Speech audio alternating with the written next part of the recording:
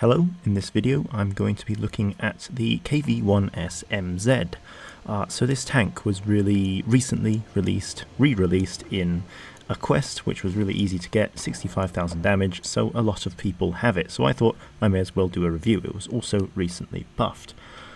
It's basically a KV-1S with the stock gun, but having a 4-shell autoloader instead of just the regular cyclic gun, and it makes for some very fun, interesting gameplay, as you will see when I do show it. But first, let me get into the stats and everything. Of course, there is a review on my site.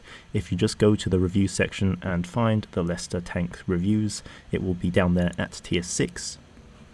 So this tank has basically the same armor as a KV-1S. Its turret is fairly okay, but it does have weak points right next to the gun mantlet, and the upper plate and lower plate are of course weak. It has that typical KV angled mid plate where it is quite troll and can get bounces. It makes it very annoying to aim at this tank, especially when you do have relatively unimpressive aim time, but basically the same armor as a usual KV-1S. You can also see that its side armor is somewhat red in this image, and that is because it has the same side armor as a KV-1S, which is 65mm, which is pretty decent for a tier 6 tank, especially when you've got KV-1S mobility, which I will get into in a moment. You can also see there is a small cupola, but that doesn't matter all that much, just because the turret cheeks are a much larger weak point. Though this armor isn't the worst, because you do get some troll bounces, especially on the edges of the turret and sometimes on that angled mid plate of the upper hull. Overall though, still fairly weak armor for a heavy tank, what you would expect from a KV-1S basically. So this tank, KV-1S MZ, mounts a 76mm autoloader gun. Its damage is 160 on AP, 120 on heat and 200 on HE. That 120 on heat is very poor. It's like the Y5 Firefly, which has a very large damage decrease from its standard ammo to its premium ammo. Usually most guns that do 160 have 135 on premium ammo, or if they're lucky, 140. Having 120 gives you a significant decrease in your DPM, and that is very noticeable. So it has 4 shells in the magazine, 1.5 second injury clip, which is very fast, so giving it a 4.5 second burst time to deal 640 damage, which for a tier 6 tank is massive, especially when you consider its reload time is only 9.1 seconds, which gives it a stupid amount of DPM at 2833. That is not using vents either. You can get it a little bit higher with vents if you do use that. Penetration is decent. This doesn't have AP, actually, that's a typo. It should say APCR. Its penetration is 145 on APCR, which is slightly below average for most tanks, especially as it is APCR, not AP. But it's still okay for tier 6. It's absolutely nothing you will generally struggle with. Heat is 197mm, which is also slightly below average, but not by much, and it's still very decent. And HE is 39, which is just normal for a 76mm gun. Of course, you can use calibrated shells if you do feel that the penetration is bad, especially as this tank is an autoloader, and Leicester has the unbuffed version of vents. So the aim time is quite poor, 4.2 or 4.5 seconds, depending on the equipment. But that is not due to having poor base aim time. The base aim time of 2.3 is actually pretty decent, so when you do stop to aim, it gets aimed in fairly quickly. Same thing for the dispersion, it is very good at 0.326/0.293 if you do use refined. What makes this aim time so bad is the fact that this tank goes very fast because it is a KV-1S and it has terrible gun handling. 0.26, 0.26 and 0.12 is some of the worst that you will get on a heavy tank at this tier, especially with such low alpha damage. But looking at the other gun stats of this tank, it's completely fair that it has poor handling. Gun depression is 5 degrees, which is bad. Shell velocity is decent for this tier. Again, it has APCR standard, not AP. So overall, very good gun in terms of its damage output and its DPM. Having 2800 DPM is absolutely insane. Remember, this tank is tier 6. It has an autoloader with a 1.5 second injury clip and 4 shells. So its damage output is genuinely, it feels like a KV-1S in tier 6 on a heavy tank chassis. You will, if you've played the KV-1S before, you will know that it can basically just keep bursting out damage, have a very quick reload, and almost reload whenever it wants, just because it's not punished by having such a short reload. This is a very similar thing. Of course, its reload is longer at 9 seconds, but its damage output is very high at 640. That is enough to basically clip out a tank with 2 clips in just really 20 seconds, and they are dead. So it is very impressive damage output. But other than that, of course, average penetration and its gun handling, well, it's up and down in certain areas. But mobility, I've talked about this very briefly before, but it is the same as the KV-1S. It is a fast, heavy tank, 43 forwards, which is great top speed, especially at tier 6, and 11 in reverse, which is quite slow. Though it's not anything too unusual at this tier, because there are so many KVs and they all have 11 kilometers reverse speed. Traverse speed is decent, 35 on hard terrain, 29 on medium terrain. Both are not bad at all, slightly above average for tier 6. Acceleration rate is 16.4, which is wonderful, especially when you consider this tank has very good terrain resistances of 1 and 1.2 on medium terrain, which are some of the best for any heavy tank in the game. Its actual acceleration is the same, 16.4 on hard terrain and 13.7 on medium, which makes it very fast, one of the fastest heavy tanks in tier 6, just like the Tech-Tree KV-1S. So, next, getting into the equipment, there are, well, 4 vents or calibrated shells. This tank technically could get away without using either of them. It's got amazing DPM, while its aim time isn't great, it's not the worst in the world, and its accuracy is already good, so you don't need vents. However, on the other hand, its penetration is already also pretty decent. It's slightly below average, but it's nothing that you can't sort of get away with. It is perfectly usable, so if you do just want to maximize that DPM and increase it to 2873, you could use vents. Though calibrated shells will increase that heat penetration to 217, which is fairly significant, and it does make a good difference against higher tier heavy tanks, especially, such as the Tiger 1 or VK-45, those sorts of tanks.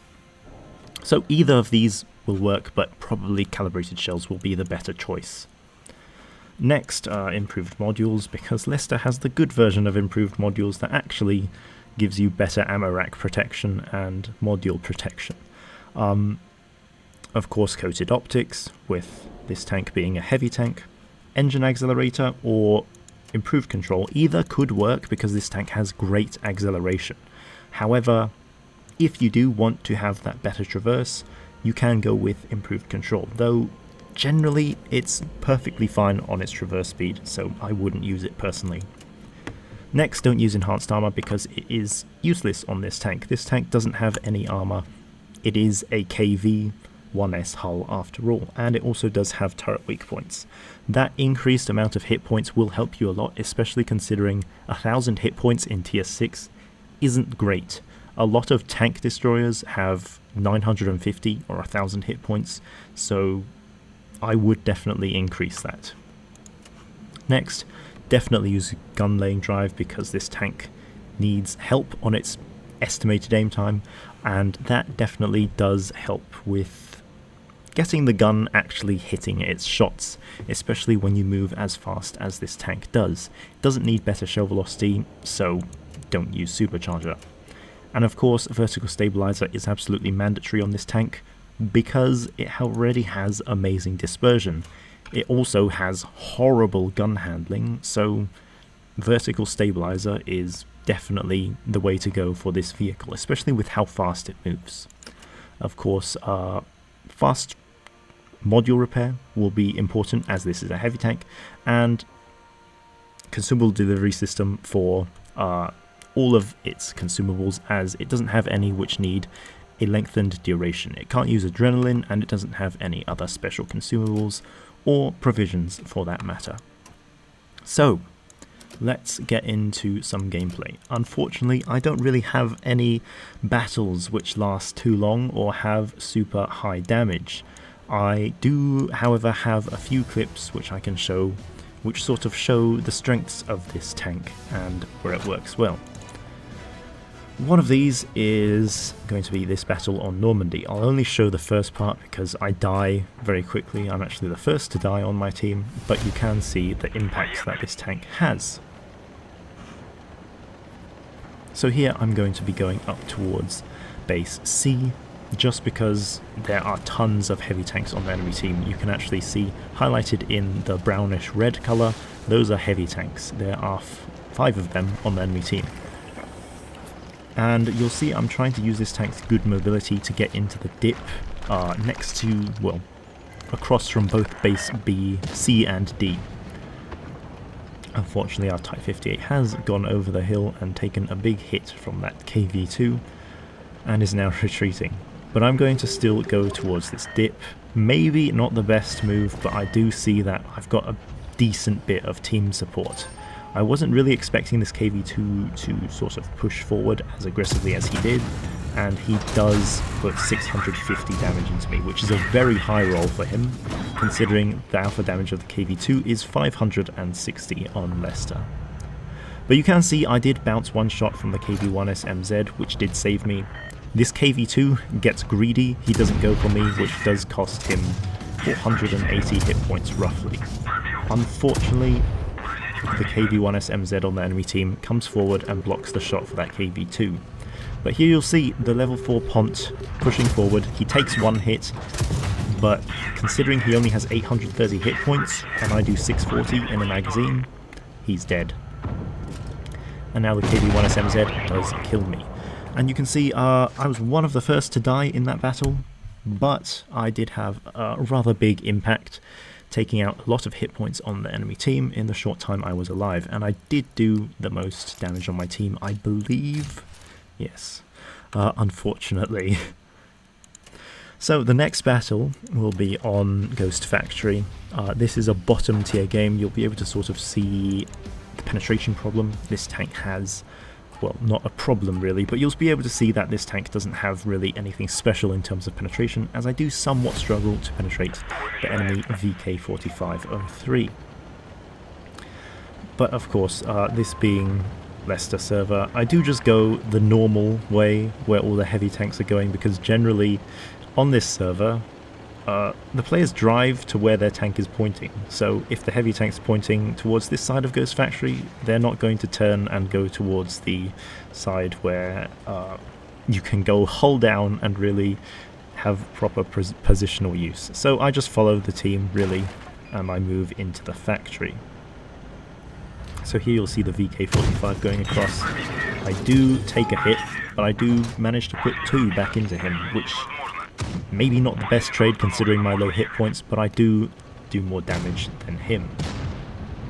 So you can sort of see that great intro clip of this tank at 1.5 seconds, meaning that even if there is an enemy tank with higher alpha, as long as you can unload 2 shells into them, you're doing 320 damage on average, which is still great for a tier 6 tank. Also consider, if you do have to reload, it's only 9 seconds, which isn't bad at all. So here you'll see a rather rogue Super Hellcat got behind us. I am playing on quite high ping, so I do make that shot despite the Super Hellcat already being dead, so there's that.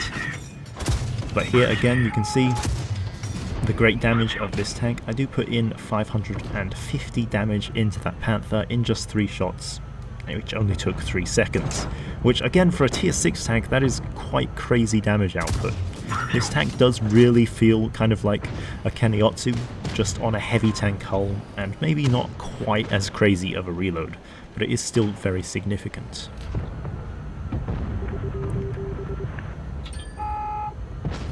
So here you'll see the KV-2, 800 hit points does mean I can kill him in 2 shots. I did hear him just shoot, so I think, oh, I'll be able to fully reload before he manages to shoot me again. However, I have forgotten that the KV-2 did just get a reload buff, so I'm not actually able to do that, and I take 570 damage in exchange. Right here you'll be able to see I'm moving, and my dispersion is poor, so I missed that shot. That is where the bad gun handling of this tank is noticeable. Even though that Panther wasn't really at that long of a range, I did really ideally need to stop and aim for him. Again, they're missing the KV-1S, though it was a blind shot, so who could have known if that would have hit or not. But here against the VK-45, I don't want to deal with him side-scraping because even my heat won't really have much chance of going through his sides. So I'm just going to go reposition and try and catch him as he pushes down here. You can see the armor of that tank. As he was going down, I couldn't even pen his lower plate with my standard armor. Luckily though, the heat, the 197, I'm not using calibrated on this tank right now, does manage to go through the upper plate of that tank. I did reload, but really not for too much, because I only managed to get 1 shot in anyway. But that game was, I believe, 2,400 damage? 2,600 almost. You'll notice, despite this tank's amazing DPM, I'm not really getting that high damage in battle, and I played this tank a fair bit, and it was always like this. All the battles went very quickly, and I didn't have a chance to deal the damage despite this tank's crazy DPM. So unfortunately, no super crazy high damage games to show today, but you can still see sort of what this tank is good at. So here, this was one of the first battles I got in on this vehicle. You can see there are 3 KV-1S MZs on the enemy team, and that is because this tank had just been released in the quest, and a lot of people had it and were playing it. So you'll be able to see in this battle sort of what it's like to face against one of these tanks. So how would I play this tank would be, as it is a heavium with low hit points and not the best armor, but very good mobility, you can sort of be flexible and choose where to go on the map depending on what enemy heavy tanks they have. Of course, if they're very heavily armored, such as a Juto or a Hyperion, you wouldn't really want to be facing them head on the heavy flank, so I would rather go to the medium flank or just try to flank around and get their size. But if you are facing a lot of less armoured heavy tanks, such as a KV-1S M3, MZ I should say, it's a Z not a 3, you can go to the heavy tank, which is what I've done here. So you can see here I am facing KV-1S MZ, and he does bounce off one of his shots. I do pen all of mine, giving me 620 damage, and you can see in the next 3 shots that KV-1S MZ will be dead if I don't miss. And you can see just with 2 magazines I've finished off a full hit point enemy heavy tank, which is sort of what is crazy about this tank. Also this Leopard, if you'll notice, he has 610 hit points. If he had full hit points, I'd be able to kill him in 1 magazine with no issues at all. And you can see there, just a few shots and the enemy Panzer 4G is dead. So now I notice the KV-1S MZ flanking behind me, so I'm going to try go for him, knowing that I can kill him very quickly if I don't miss my shots like that. But you can see the enemy KV-1S MZ is still bouncing off me, and he does use heat for his last 2 shots. 3 shots. But now I know I have him on reload, so I do just go round and finish him off very quickly. And you can see what this tank is just capable of doing. It does so much damage in a magazine that it's really no issue to finish off an enemy heavy tank in just 2 magazines, or even a low tier tank in a single magazine. Multiple times I've come across a full hit point tier 5 tank and they're just dead within 1 magazine. I didn't show any in this battle, but none of those games were really too remarkable, so I didn't show any in this video. but you can see what the tank is capable of doing with such high burst damage, such fast magazine reload, and having such a large magazine. So this is a really fun tank. Is it OP or broken? Probably not, actually. A lot of the tanks on Leicester in tier 6 did get rebalanced, so a lot of the tanks are stronger. When everything is sort of buffed or strong, then nothing is really that strong. The KV-1S M3 does still stand out because of its massive damage output. Nothing in tier 6 really has that, but this is outweighed by, not outweighed, it is balanced by the poor armor of the tank and its low hit points, so it does have its fair share of downsides. But when you can just get that gun to work, it does do massive, devastating amounts of damage to enemies, especially when you consider a single magazine will half a same tier heavy tank's hit points, and then you'll be able to reload faster than any other tank in the tier and finish them off. Nothing can out DPM you. Even tier 7 heavy tanks will struggle to out DPM this tank.